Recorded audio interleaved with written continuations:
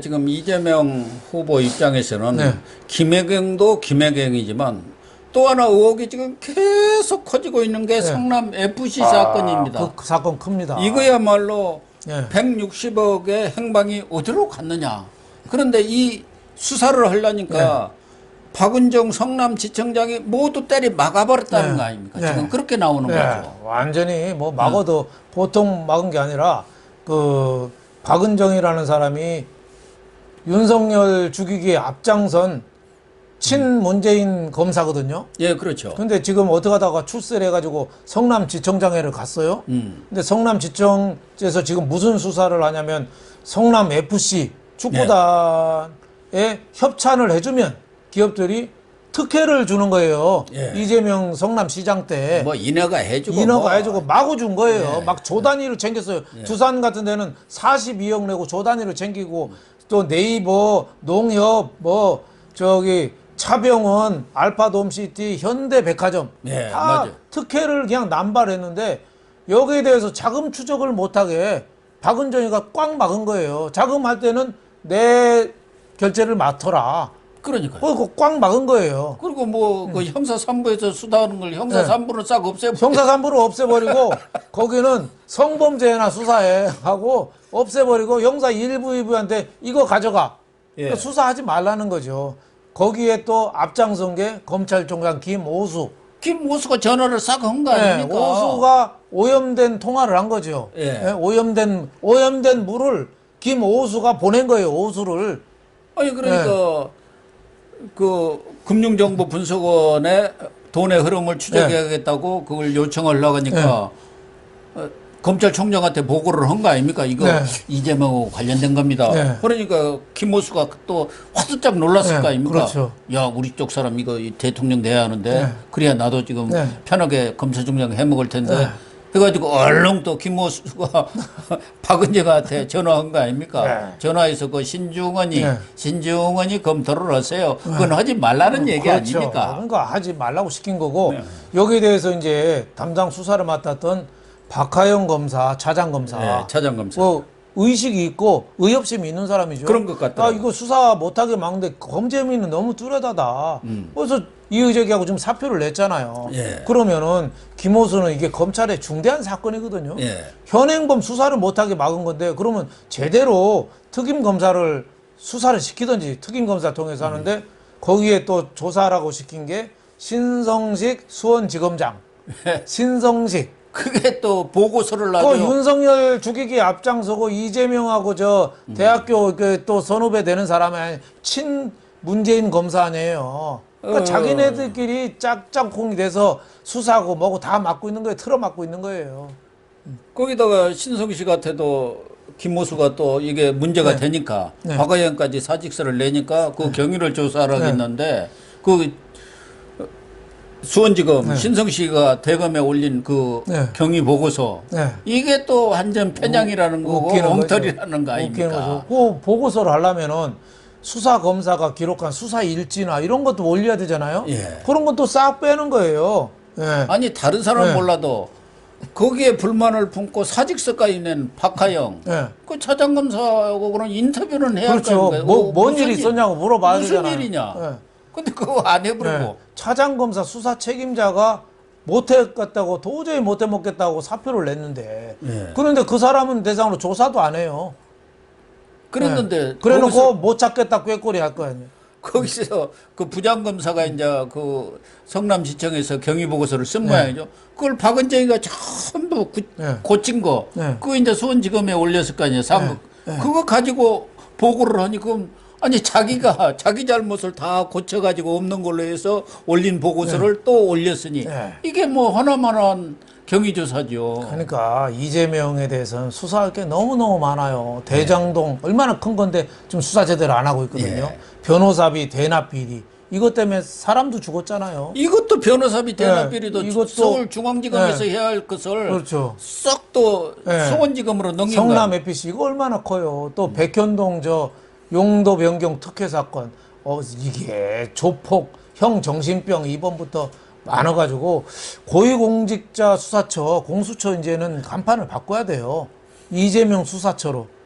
그래서 그러니까. 처음부터 다시 해야 된다고 봐요. 그러니까 본인도 예감이 있잖아요. 네. 떨어지면 어떻게 된다는 게. 그렇죠. 윤석열에 대해서는 수사 다 했잖아요. 그러니까 본인 스스로 이 얘기했잖아요. 떨어지면 깜빡한다고. 뭔가 예감이 있는 거죠. 예. 하느님이 내가 뭔가 밤에 계시를 준 것 같아요. 예?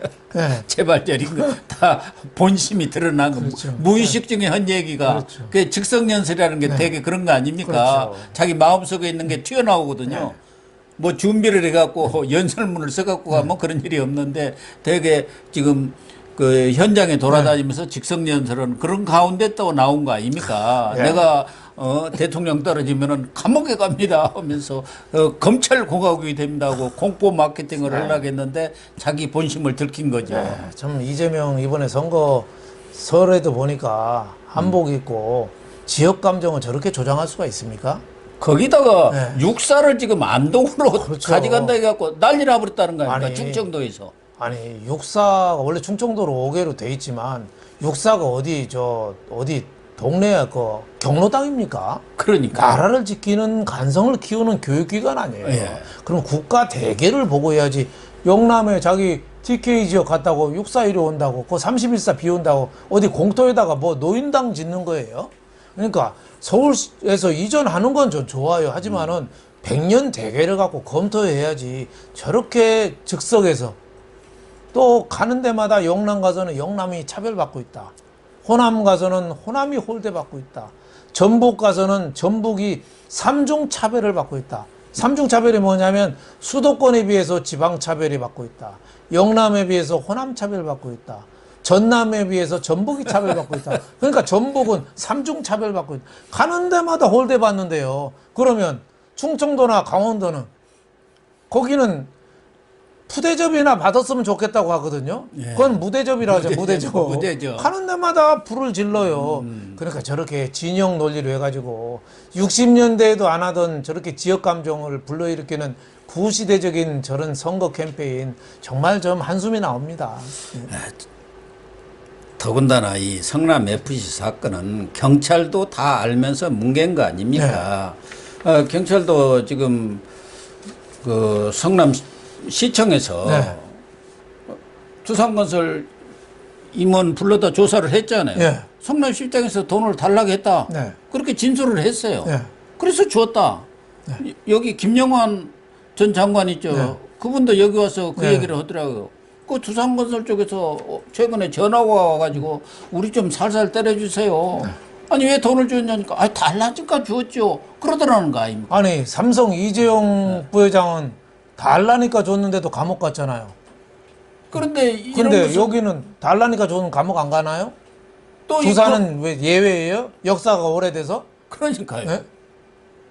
제가 보기에는 이런 경찰 거를 수사 예외로 끝나고 검찰에 넘어와가지고는 그거 그냥 몇 개월 있다가 또 그 두산 임원이 와가지고 기억이 잘 안 납니다. 이게 번복을 했다는 거예요. 그러니까 그 무혐의다 이렇게 만들었다. 경찰도 수사하는 척하는 거고 검찰은 지금 맡고 있는 거고 두산에 왜 박용만 전 회장이 이재명하고 뭐 유튜브인가 어디도 출연하고 할 때 보면 모양이 보이잖아요. 성남시장한테 서로 봐준 인연을 아직까지 갖고 있는 거죠. 아니 그러니까 지금 두산그룹이 중앙대학을 갖고 있는 오너 아닙니까? 그러니까 중앙대 나온 이재명 지사하고 이런 학교 연으로 여러 가지를 엄청나게 봐줘보는 거 아니겠습니까? 그렇죠. 사실 그 당시 두산건설이 두산중공업 문제로 그냥 두산이 거의 부도난다고 부도난다. 그랬을 때 이걸 그냥 엄청나게 특혜를 주면서 조 단위를 챙겼다는 거 아니에요. 1조를 챙겼다는 거 아닙니까? 그걸 담보로 해서 1,400억을 은행에서 빌려갖고 급한 불을 껐다는 거 아닙니까? 그러니까 두산 입장에서는 이재명이 그룹 전체를 살려버린 것이죠. 그렇죠. 그러니까 뭐든지 다 지금 하니까 두산그룹하고 쌍방울 두 개 그룹이 지금 이재명 주 아닙니까? 이재명 주. 뭐 주식시장에. 그러니까 두산뿐만 아니라 네이버 농협이라든지 분당 차병원, 뭐 알파돔시티, 현대백화점 이런 데도 단 상납했어요. 알파돔도 또 특혜를 받았어요. 5억을 했는데 오늘 또 어디 통화일보인가에서 이것도 단독 보도를 네. 했더구만요. 네. 거기 주차장 그 문제를 해결해주고 5억을 받았더라고요. 네. 그러니까 뭐를 봐주더라도 좀 두서가 있게 봐줘야 되는데 너무 택도 아니게 막 용도 변경하고 이렇게 어거지로 일을 만드니까 이재명에 문제가 있나. 아까도 얘기했습니다만은 지금 댓글에도 떴네요. 육사가 이전하려면 충남 논산으로 가야 된다. 그게 맞지 않아요? 우리나라 당연하죠. 육군본부부터 다 국방 계룡대 다 기능이 있지 않습니까? 계룡대 있잖아요, 그러면 그 논산에. 유기적으로 그렇죠. 이렇게 연계가 돼야지. 뜬금없이 안동에는 왜 갑니까? 아니 자기 고향 뭐 육사가 진짜 경로당입니까? 그리고 뭐. 육사가 경제 유발 효과가 있나요? 그러니까. 그 기숙사에 묵으면서 그 안에 있어요. 예. 그러니까 논산, 저도 뭐 논산 훈련소 출신입니다만은 저도 논산 네. 훈련소 출신이죠. 거기가 육사 가기는 딱 좋죠. 예. 그러니까 가는 데마다 아무 말이나 하는 거야. 그러니까 저렇게 공약할 때 맨 뒤에다가 꼭 한마디씩 꼭 붙여야 돼요. 본 공약은 반드시 지킬 의사가 아니고 그냥 한 공약입니다. 예. 이렇게 꼭 줄을 붙여야 된다고 생각합니다. 오늘 동아일보인가요? 그 김수덕 칼럼 보니까 예. 이재명의 위기는 신뢰 위기다. 그렇게 칼럼을 썼던데 상당히. 여기 가서 이 말, 저기 가서 저 말. 자기가 무슨 말 했는지를 몰라요. 그러니까 그냥 말 바꾸기가 뭐 여반장으로 네. 손바닥 뒤집듯이 하지 않습니까? 그러니까 그 사람이 이런 공약을 했더라도 또 무슨 이런 정책을 내놨더라도 그게 실현이 될지 안 될지 대통령 돼갖고 그거 나 뭐 지금 못 하겠어 해버리면 그만 아닙니까? 그렇죠. 뭐 그런 건 자주 뒤집으니까. 어제 뭐 김동연이하고 네. 전 부총리 있죠. 네. 그 사람이 지금 들러리로 이재명 그 무슨 양자 토론을 해준 거 네. 아닙니까? 그러니까. 두 사람이 이제 합친다는 얘기 아니에요? 연대가 그렇죠. 무슨 네. 해갖고 김동연이도 무슨 샘물결이란데 무슨 샘물결입니까? 거기에 지금 지분 좀 차지하겠다는 거 아니에요? 그런데 거기서 그 이재명이가 무슨 300 몇만 가구 짓는다고 했잖아요. 네. 그래서 거기 그거 어떻게 다 지을 거냐니까요. 임기 중에 다 짓는 것은 아닙니다. 그러면 뭘라 그런 얘기를 해? 자기 임기 중에도 못 지을 얘기를 뭘라 공약을 합니까? 그러니까 김동연은 정치를 하러 나왔으면은 이재명하고 당당하게 1대1로 해야 되는데 질문하는데 죄송합니다만은 거의 종업원이 저 보스 대하듯이 하더라고요. 그래요? 봤어요? 네. 또 볼 일, 시간이 일부 있... 봤는데 짜증나서 그냥 꺼버렸습니다. 얘기가 하나도 없어요. 이재명 뭐 잘하는지 경제부총리로서 경제에 공약 엉터리 많잖아요. 네. 그걸 핵심을 짚고 해야 되는데 그냥 이재명 오늘 TV 토론 앞두고 혓바닥 운동하는데 스파링 파트너로 나온 거예요. 그렇죠. 김동연 사전 리허설을 하는데 김동연을 대다 놓고 한 거예요. 그런 그렇죠. 사람이 무슨 네, 혓바닥, 정치를 교체한다는 거예요. 푸는데 자가 일조하는 거예요. 그러니까 저거는 가치도 없다 이런 생각이 들고 김동연이라는 사람 아주 실망했습니다.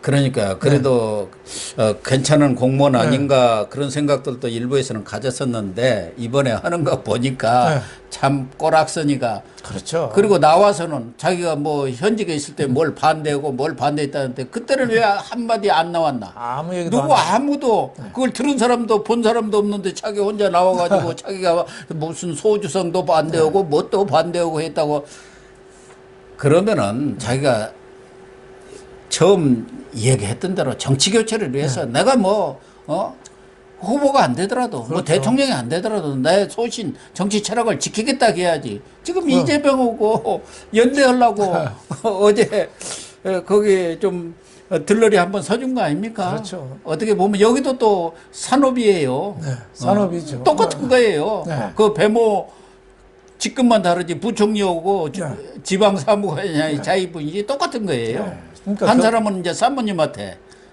한 사람은 또 이 후보한테 이렇게 참 할 수 없는 일들을 공직자와 공직자 출신들이 하고 있다는 게 정말 씁쓸합니다. 그렇죠. 저는. 이 더군다나 퍼주기 공약에 대해서 한 번도 냉철한 게 없고 부동산 문제에 대해서도 뭐 제대로 된 지적이 없고 저런 토론을 왜 하나 이런 생각이 들었습니다.